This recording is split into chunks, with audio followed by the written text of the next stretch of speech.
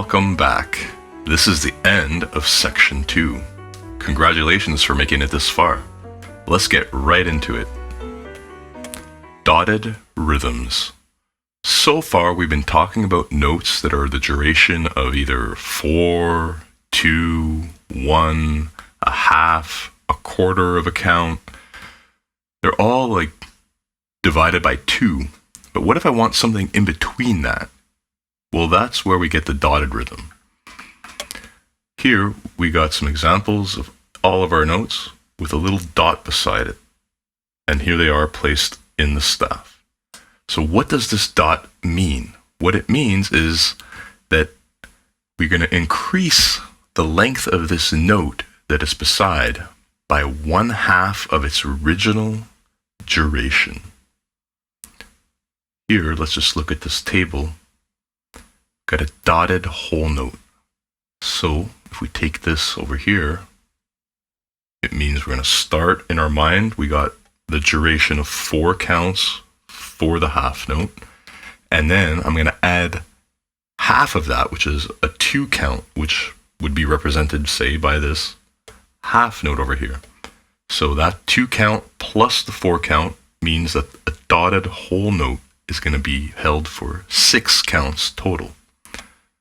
Now when we look at the dotted half note, I think in my mind I have the 2 count of the half note plus a 1 count of the quarter note here.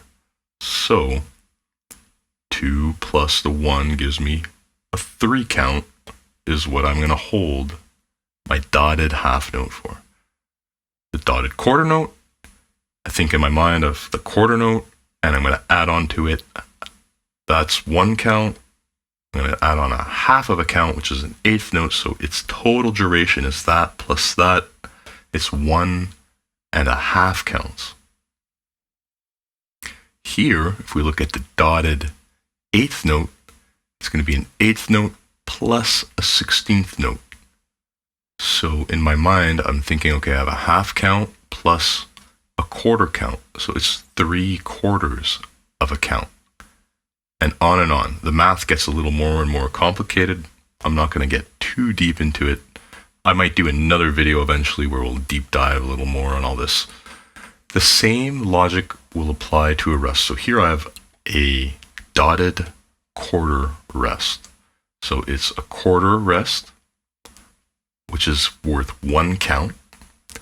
And then an 1/8 rest, which is worth half of a count. So it's 1.5 counts total of silence in this case.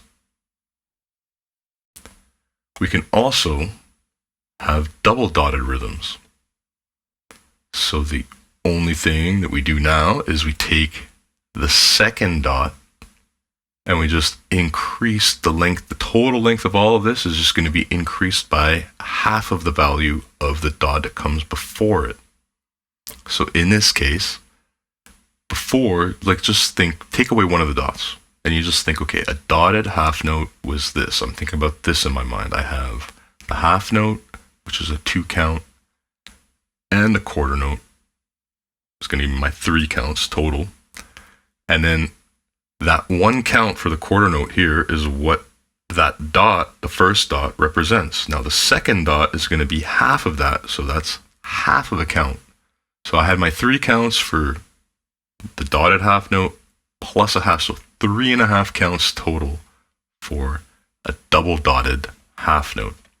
And now we can do the same thing over here with a double dotted 1/8 note. The math is going to get a little complicated. I could save that for another video. Let's move forward. Here are a few other examples. I'll just give you a second to take a look at that. Maybe give a screenshot. So how do we place the dots when we're placing the notes with a dot on the staff? Really simple. When the note head falls within a space, well, the dot is going to be in the same space. And when a note head falls on a line, the dot is just going to go in the space that's above that line. Pretty straightforward. And when it comes to any rest that you put on the staff, you're going to put the dot in the third space of the staff next to that rest. Doesn't matter what kind of rest it is, it's always going to be in the third space.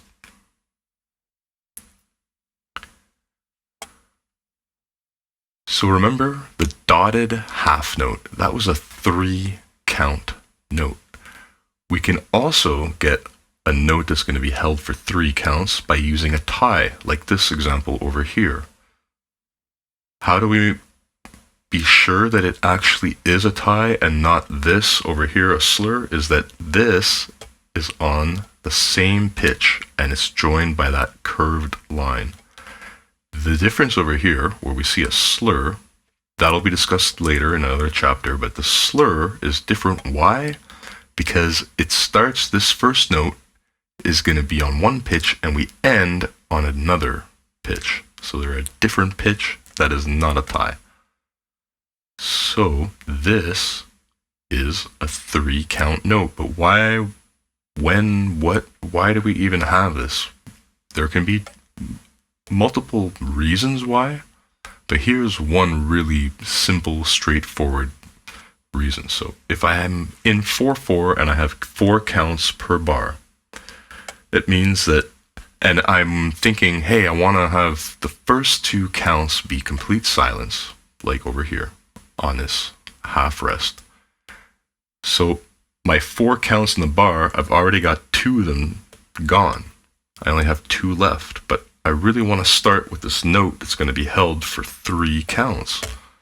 So I'm allowed to take a tie and tie into the next bar.